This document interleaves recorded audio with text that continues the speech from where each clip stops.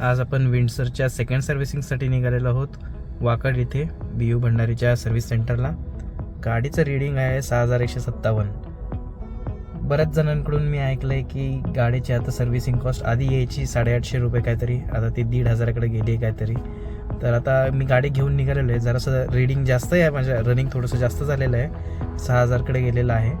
पण ठीक आहे, तेवढं मला वेळ नव्हता. मागच्या आठवड्यातच अपॉइंटमेंट होती, पण मला काही वेळ नव्हता. तर बघूयात आपण आज किती आपल्याला चार्जेस पडतात. मी बेसिक जेवढं बुकमध्ये जेवढं आहे तेवढंच करायला सांगणार आहे आणि मग बघूयात किती चार्जेस पडतात ते.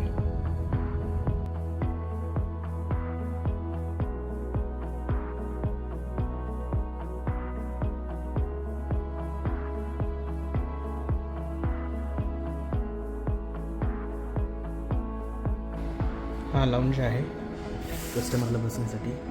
त्यांनी काय खालती जाण्यासाठी व्हिडिओ करण्यासाठी अलाउ नाही केलं, पण त्यांनी सांगितलं आम्ही लाऊंजमधून इथून बघू शकतो.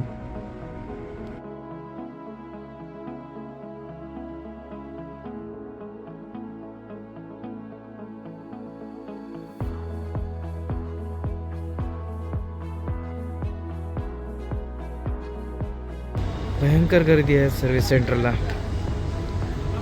ट्रायलसाठी बाहेर एका काढायला गाडीला जागाच नाही आहे. आता प्रयत्न करतायत ते, पण खूपच गर्दी आहे.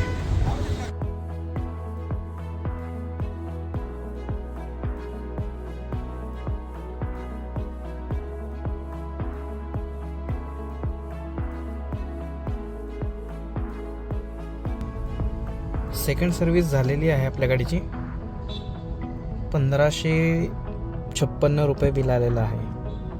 त्याच्यामध्ये ते ट्रॅक्स गिअर ऑइल काहीतरी असं ते त्यांनी चेंज केलं आहे.